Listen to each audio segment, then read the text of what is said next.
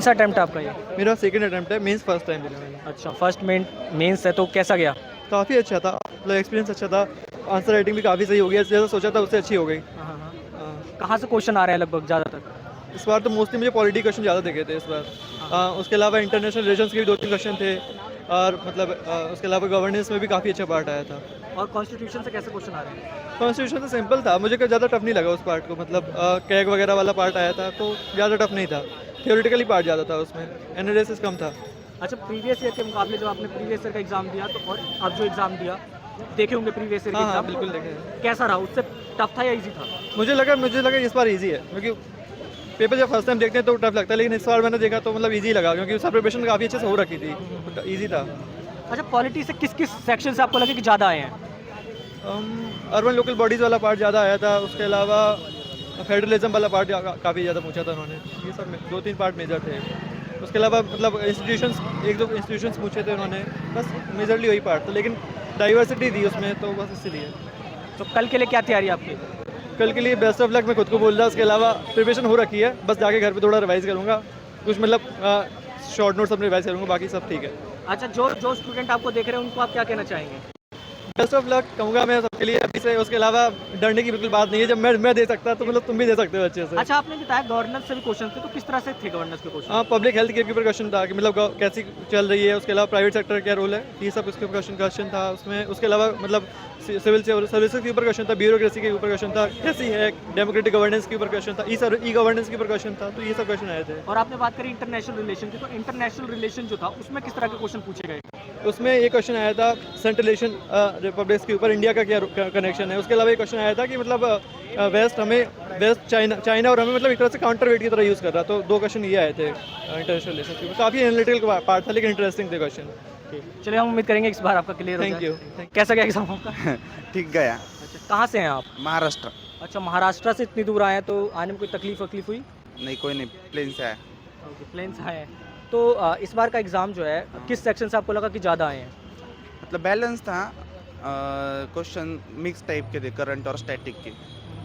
Question static की, लेकिन उसका करंट का रिलेवेंस भी जो है वो पूछा था, वो डीएनए वगैरह का, बिल का, ऐसे थे क्वेश्चन। और आईआर के थोड़े से थे, मतलब कुछ कॉम्प्लिकेटेड 1-2 लगे। अच्छा, पॉलिटिकल साइंस से कैसे क्वेश्चन पूछे गए, कुछ याद है? पॉलिटिकल साइंस से मतलब फेडरलिज्म पे था, नॉन टॉपिक पे ही थे, लेकिन थोड़ा सा लास्ट पार्ट है क्वेश्चन का, वो करंट का रिलेवेंट था। ऐसे थोड़े से वो लास्ट पार्ट अटेम्प्ट करने में थोड़ी सी तकलीफ हुई, बाकी तो ठीक थे। और जो है गवर्नेंस से क्वेश्चन आए तो वो किस तरह के क्वेश्चन थे? कोई सिटीजन चार्टर, मतलब ई गवर्नेंस वही थे, टॉपिक वही थे, लेकिन मतलब कुछ ऐसा एक्स्ट्रा नहीं था। तो GS1 में थोड़ा सा था अनकन्वेंशनल, जोग्राफी का लगा, और ट्विस्टर वगैरह। एंड आपको लगा कि टाइम की कोई दिक्कत हुई या फिर टाइम पे हो गया एग्ज़ाम? क्या? टाइम की कोई दिक्कत हुई, जैसे 3 घंटे थे तो कम लगे या फिर हो गया? तो मेरी इतनी प्रैक्टिस थोड़ी सी कम थी इस साल, इसलिए मुझे लगा थोड़ा सा टाइम मतलब रश हो गया थोड़ा लास्ट में। अच्छा, एग्ज़ाम देने से पहले आपने कितनी बार आंसर शीट मतलब प्रैक्टिस की है? मेरा सेकंड मेंस है, लेकिन मैं ज़्यादा नहीं कर पाया था इस टाइम पे। 6 से 7 दिए थे टेस्ट, ज़्यादा नहीं दिए थे। और इंटरनेशनल रिलेशन की बात करी आपने, तो उसमें किस तरह के क्वेश्चंस थे? उसमें मालदीव्स पे था, और इंडिया, चाइना और यूएस के रिलेशन, ये तीनों में एक ऐसा था क्वेश्चन। थोड़े से थे कॉम्प्लिकेटेड, लेकिन मैनेजेबल थे, ऐसे जिन्होंने किया है स्टडी उनके लिए। अच्छा, आपने बताया ये आपका दूसरा मेंस है, तो ऑब्वियसली आपने प्रीलिम्स इतनी बार क्वालिफाई किया, तो क्या इस बार जो आपने मेंस दिया और पिछली बार जो आपने मेंस दिया, तो उसमें आपके बीच में क्या प्रैक्टिस सही की? प्रैक्टिस मतलब इस साल थोड़ा सा कंटेंट पे ही ज़्यादा मैंने फोकस किया, आंसर राइटिंग थोड़ा सा कम किया, लेकिन ये थोड़ी गलती हो गई ऐसे लगता है। थोड़ा आंसर राइटिंग और ज़्यादा करना चाहिए था, यानी थोड़ी प्रैक्टिस की कमी रह गई। इसकी कमी ऐसा लगा मुझे। तो जो स्टूडेंट आपको देख रहे हैं, तो आप अपनी गलतियों के बारे में बता रहे हैं, तो वो अगली बार जो गलतियाँ ना करें उसके बारे में बता सके आप? हाँ, तो इस मतलब प्री और मेंस के बीच में जो है, आप सिर्फ टेस्ट पे ही फोकस करें ज़्यादा से ज़्यादा। कंटेंट आपका पहले से ही थोड़ा रेडी होना चाहिए, तो ज़्यादा फ़ायदा होता है। आप इन 3 महीने में कंटेंट नहीं बिल्ड कर सकते ज़्यादा, आपको प्रैक्टिस ही ज़्यादा करनी पड़ेगी, तब जाके पेपर कवर होगा। थैंक यू सर, हम उम्मीद करेंगे कि आपका क्लियर हो जाए इस बार। Thank you. तो यूपीएससी बताएगी और रिजल्ट बताएगी एग्ज़ाम कैसा था। अच्छा, किस सेक्शन से ज़्यादा क्वेश्चन आए थे? नहीं, क्वेश्चन तो किसी सेक्शन से ज़्यादा नहीं आते, मतलब जितना विंटेज जिस सेक्शन को मिलना चाहिए उतना ही था। आईआर से 4 क्वेश्चंस थे, पॉलिटी से भी बराबर क्वेश्चन थे, सोशल इशूज़ और गवर्नेंस सबको बराबर कवर किया गया था। तो ऐसा नहीं है किसी सेक्टर को ज़्यादा विंटेज दिया गया हो। अच्छा, प्रीवियस ईयर के पेपर देखे होंगे आपने और अब जो देखा होगा, तो उसमें क्या लगा कि पेपर टफ था या ईजी था पहले में? बाकियों का तो पता नहीं, लेकिन हमें प्रीवियस ईयर से थोड़ा सा टफ लगा, क्योंकि इसमें कुछ out of the box questions भी थे और कुछ ऐसे क्वेश्चंस थे जिनको गैस नहीं किया जा सकता था, तो वो क्वेश्चन थे। और पर ऐसा नहीं है कि सारे क्वेश्चंस वैसे ही थे, बहुत सारे क्वेश्चंस ऐसे थे जो थे जिनका पक्का था कि वो आएंगे। जैसे आईआर के बहुत सारे क्वेश्चन थे, जैसे 4 ही क्वेश्चन थे जिसमें से मालदीव और चाइना वाला वो आने बनते थे और वो आए भी थे। तो आपने मेंस लिखने से पहले, ये आपका मेंस पहला है या फिर उससे पहले भी देख चुके हैं आप मेंस? ये हमारा पहला मेंस है। अच्छा, तो मेंस के लिए आपने कितनी आंसर शीट लिखी थी इससे पहले, पेपर देने से पहले? इससे पहले हमने मतलब विज़न के 18 टेस्ट लगाए थे, दृष्टि के कुछ 20 से 25 टेस्ट लगाए होंगे, और हाँ, और हमारा मेंटर डेली 5 से 6 क्वेश्चन देता था, तो वो भी लिखे थे। तो आपने इतनी सारी आंसर शीट लिखी, तो आपको लगा कि ये बेनिफिट रहा आपको एग्ज़ाम में देने में, टाइम लिमिट से आप कर पाए?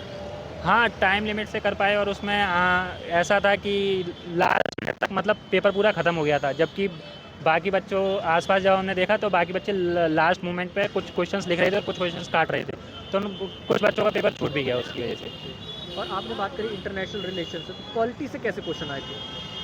क्वालिटी से क्वेश्चन अच्छे आए थे, जैसे वो उसको टफ नहीं कहा जा सकता, क्योंकि जैसे नॉर्मल पूछे जा यूपीएससी पूछता है वैसे ही क्वेश्चन थे, और उन्हीं सेक्टर से थे जो यूपीएससी के फेवरेट सेक्टर हैं। कैग हो गया और फंडामेंटल राइट्स वगैरह हो गया, सभी से आए थे। और कॉन्स्टिट्यूशन से आया था क्या कुछ? कॉन्स्टिट्यूशन से आया था, आर्टिकल 21 भी का संघवाद था, और कह सकते हो पूरा कैग भी आया था उसमें, तो सारा क्वेश्चन आए थे, और बाकी 20 के 20 तो अभी हमें याद भी नहीं है। ओके। अच्छा, ये जो स्टूडेंट हैं आप उनको हमारे हिसाब से बच्चों को आंसर राइटिंग पर ज़्यादा फोकस करना चाहिए, क्योंकि काफ़ी बच्चों का पेपर तो बीच में ही छूट जा रहा है, और दूसरा ये है कि जब आप लिखने बैठते तो चीज़ें रिकॉल नहीं होती हैं। जैसे आज हमारे साथ ही हुआ कि वो एक क्वेश्चन आया था कि पेपर लीकेज से के संबंध में एक नया एक्ट बनाया गवर्नमेंट ने, तो उसका आंसर हमने में लिखा, लेकिन अभी लिखने तो उसके बहुत सारे फैक्ट्स याद ही नहीं आ रहे थे। अच्छा। हाँ, तो रिवीजन और टेस्ट सीरीज पर ज़्यादा आंसर राइटिंग। तो ये हम अरे थैंक यू सर।